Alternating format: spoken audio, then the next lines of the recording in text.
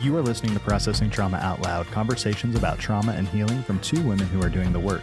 My name is Jeremiah Jones, and I'm the producer of this podcast. In today's episode, Kandace and Sher discuss what it means to believe we are worthy of love coming from a history of complex childhood trauma. Though it can be extremely hard to see what we needed as a child but did not receive, it's worth doing the work of healing so that we can believe we are loved today. Listen in as Kandace and Sher open up a conversation on things that are hard about the healing journey, but worth doing the work anyway. Hi, Sher. Hey, Kandace. Good to be with you this morning. Happy Tuesday. Happy Tuesday to you. We just started over because I popped on and said happy Saturday. I thought it was Saturday because my husband's home. Yeah. We're working on a holiday because we love what we do and we had time available. And so here we are. It's the 4th of July, but we are here talking about some really important things. You shared a solo episode last week on the unspeakable things. We've been discussing things that are hard to do, but worth it. And when I listened to the replay of your solo episode, I cried. One, I was so proud of you for speaking the unspeakable things. And I resonated. These are hard things that we're doing and others are doing, but we know deep down in our souls now, it's worth it. Initially, we didn't. We thought we could die. It's the truth. It's like these are things that feel like agony to our soul when we're going through them, right? I have some things. I'm meeting with my coach tomorrow. I have something that I want to talk about that I have not talked about yet. And it feels hard. There's some agony there. I've been really contemplating, do I want to talk about this or not? Do I want to talk about this or not? And I feel like it's time to go there and to talk about something else, something more that is important in my healing journey that I have been really pushing down and pushing away and not wanting to face and deal with. And yet I'm feeling like, okay, this is hard, but worth it. This topic we've been on is kind of prompting me. There are so many things that are hard in the healing journey. And we can avoid them, and we will. At times, we will avoid them because we're just not ready yet. But then you get to that point where it's like, okay, I want to get past this thing that continues to pop up in my real life and be an issue, but has a lot of shame wrapped around it. So I've kept it hidden and pushed down. And I guess now that I'm speaking it on this podcast, I'm going to have to go there for sure now. But planning to do something hard but worth it tomorrow. I know someone that just had surgery, and the analogy would be if you've had some kind of a surgery, there can be a lot of physical pain. There's a hardness to it, but they're doing it so it can eventually be better. We want to say that healing from childhood trauma, complex childhood trauma, there is a lot of emotional pain in the healing, and we believe it's worth it. I just started reading a book, and I had listened to a podcast about a lady she wrote a memoir, and she had made this statement. You and I talked about it briefly, but it was that she is now writing out of her scars, not her wound. What she's saying there is that her healing journey took a lot of time, a lot of intention, a lot of focus to get to the point where she's now saying, this was worth it. And I noticed one of the things that she said, it was not only worth it for her to go through all the things that she needed to heal, but now it's also helping other people. And I just love that as we heal and as our own wounds have formed scars and forming scars, so we want to give other people hope as well. And not just hope, but avenues and encouragement, and to bring a voice that may not be always the status quo, because sometimes the status quo is just go out there and do the right thing. I think we're very aware that sometimes just doing the right thing is not even possible because we have wounds that haven't been healed yet. And there's no shame in that. But as we awaken to that reality, and for me, it was in the form of bumping into familiar patterns, thinking that I was even healed in the past, but I was really just kind of powering up and trying to do the right thing. And now sitting with our own clients that feel, why do I keep acting this way or doing this thing or clinging on to someone for dear life or shutting everybody out? And I just decide that I hate all people. There's pain in that. And we're saying there's also a way to begin to slow down and be kind and curious and heal. So today we're just going to briefly talk about something that has been hard but worth it. And it is this idea. It is first our parents' responsibility or our caregiver to demonstrate to a child that they are worthy and that they are unconditionally loved. It is the parent's responsibility. I feel like we do need to mention this every time in case people have not listened to previous episodes. That is not about being a perfect parent at all. But there are certain elements to that form a baby, a child, toddler, preteen, teen, form them that either is going to help them rest in that, believe that, have the perception of that. And then there are things that do the opposite. I hear that you say you love me, but it is not being demonstrated. Can you share a little bit about what your thoughts are on that? The gap between what someone says and what I perceive in that moment sometimes is a very huge gap. We need to get that message when we're very, very young. I read yesterday in a book something about you may have developed your avoidant attachment style in your 4th month of life. Mm-hmm. And it just took my breath away. It's like the responsibility on parents is huge.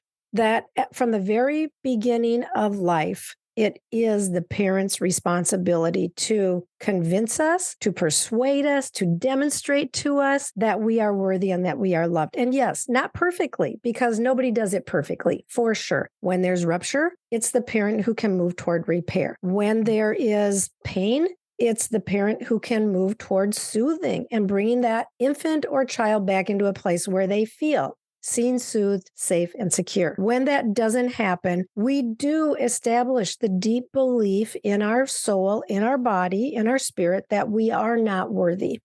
Mm-hmm. And we spend our lives trying to find someone who will love us enough so that we can believe that we are worthy or worthy to be loved. And yet, the truth is nobody can really bring enough to fill that gap that we feel or to overcome that belief that is bedrock in our soul. And so this is a big task on the healing journey is facing what is it that I really believe deep in my soul, deep in my body, deep in my mind? What do I really believe? And I had to come to the place where I could say the truth is I believe that I am not worthy of love. My life, my experiences that I grew up with and that I dealt with as a child convinced me that I was bad, that there was something very wrong with me, that I was not worthy. I spent my life striving and working very hard to try to prove to others, but really even to myself, and it was never enough. This is so important. This is a really hard part of our healing journey, really hard and so worth it. Yeah, so worth it. And I'm so thankful. I'm just listening to you because I know your stories and you are a testament that you can have very profound, complex childhood trauma and still heal. Yeah. And still be on the healing journey. And I'm just so proud of you for showing up and having the courage to let your voice be heard about this today. You mentioned attachment for a young child and the 4-month-old. What we know now because of the research and with the brain and the body connection is that there are times that a baby is separated from a parent at birth, whether that's through adoption or an injury or surgery. And what we can do about that now is to know that it's still true that that baby could experience distress, but we can also begin to bring repair at an earlier age. Yeah. So even though that baby maybe was separated for 4 months, not because it was the parent's choice per se, if we educate ourselves and we understand this, there's ways that even that baby can begin to heal and develop a secure attachment again. Yeah.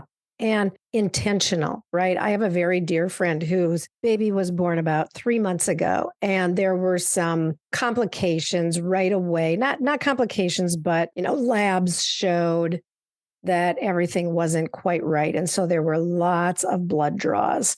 And this baby was just traumatized from how many times he had blood drawn. And the mom, we talked together about this quite a while. And the mom her heart is just broken. And still, there are times when she sees that trauma response. And we've just talked about the beautiful intentionality of bringing healing, of bringing soothing, of helping that child know you are safe, you are loved, you are held, you are cared for. And this is a child who in the very first hours and days of life did experience trauma. And this is a parent, family, even young siblings who are just lavishing this little infant with love and care and tenderness in moments of distress. And it is beautiful.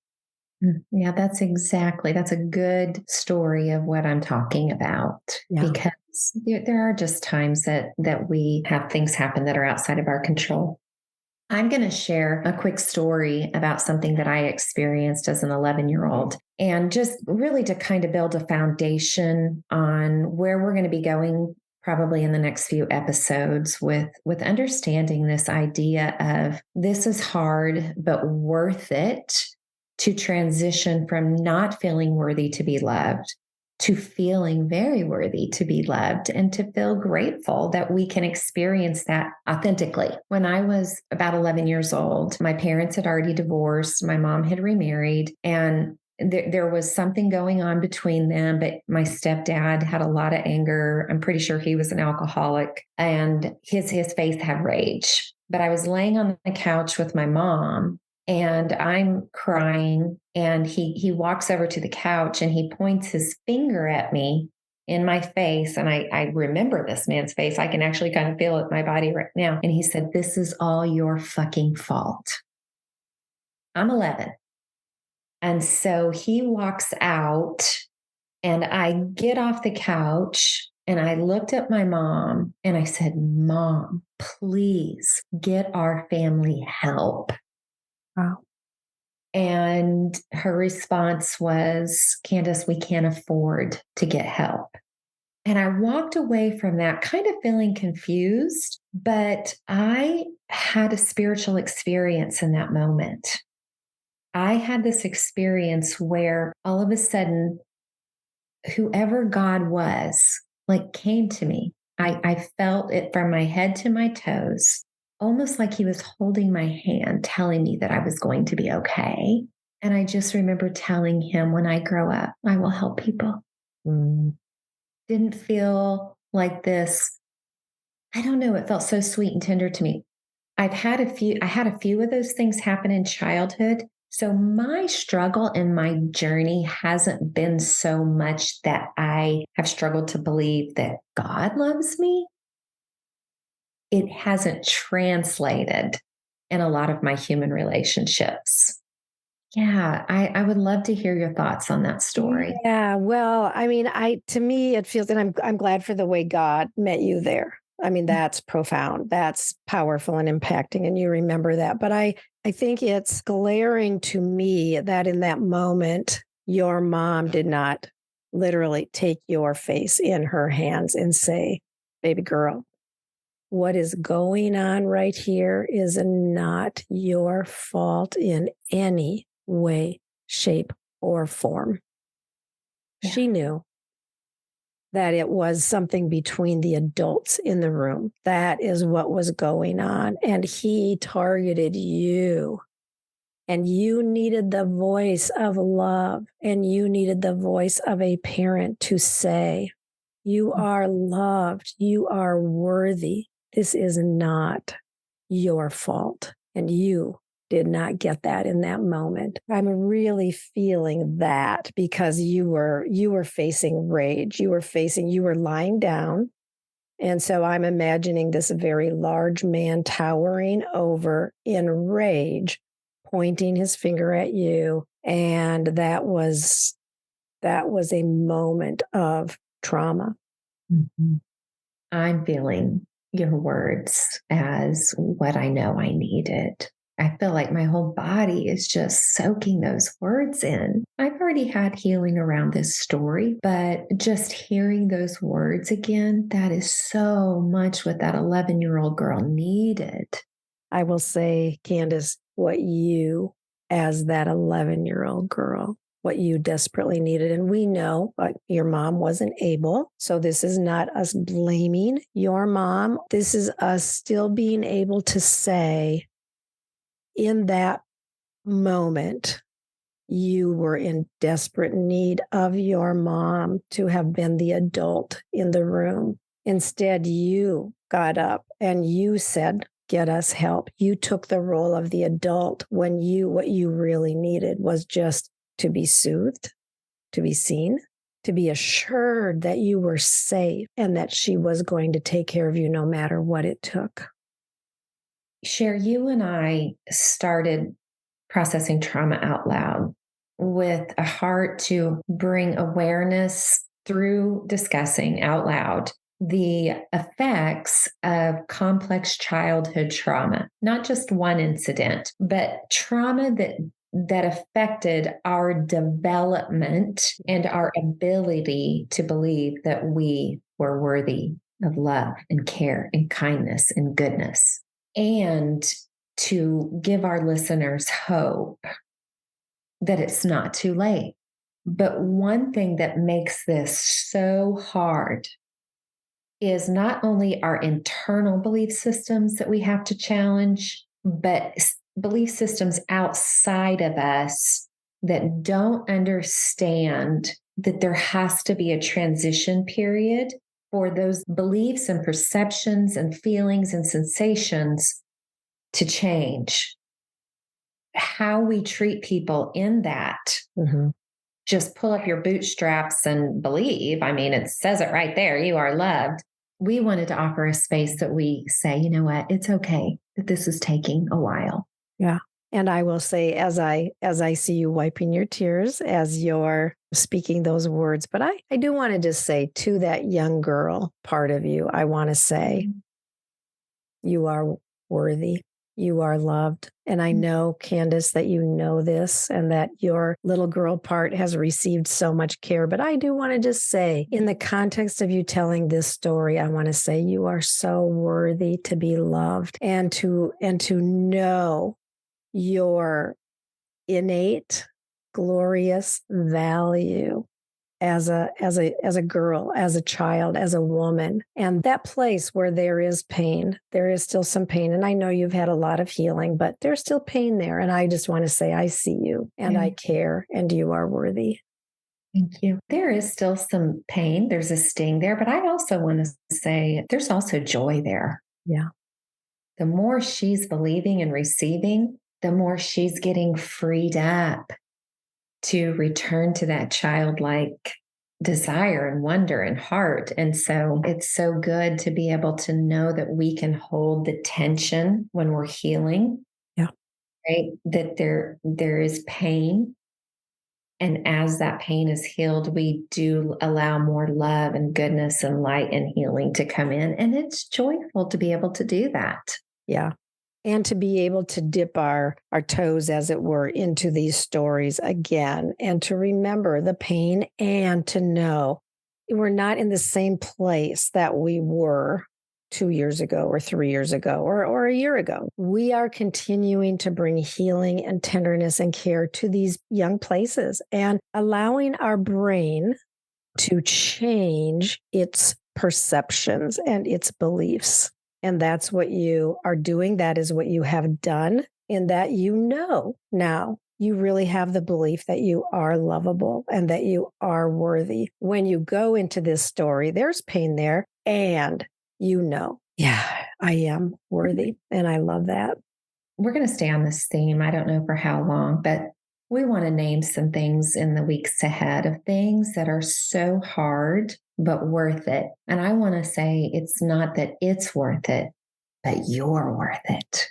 You're worth learning how to receive love and give love, because that's what we were created for. That's where we're going to have our highest sense of connectedness and joy, is when we are in that place of being able to believe we're loved and therefore be able to authentically love others. Mm-hmm. Thank you, Sher, for the care that you offered me today. We don't plan these things. They can just still happen as we're podcasting, right? Yeah. Hey, we're processing out loud too. Your care is like so exquisite. You have been one of a few people that has demonstrated to me that I am so worthy to be loved. Thank you. My joy, Kandace. And I've experienced that from you too. So thank you. So good to be with you today. I love you so very much. Good to be with you today too, Sher. Love you too. Thank you for listening to Processing Trauma Out Loud. Make sure to check out the show notes for links to suggested resources and social media. Like, subscribe, and follow to keep up with our weekly content. And if you don't mind, take a moment to rate and review us. Your feedback is extremely valuable and contributes to the success of this podcast. One last thing, if you have found this podcast helpful in any way, or if you have questions on how to take the next steps on your healing journey, please reach out to us via email at KandaceSher@gmail.com. That's KandaceSher@gmail.com. Music was created by Caleb Paxton, and our sound engineer is Jeremiah Jones of AutoStory LLC. We welcome you to join us for more conversations soon. Take care.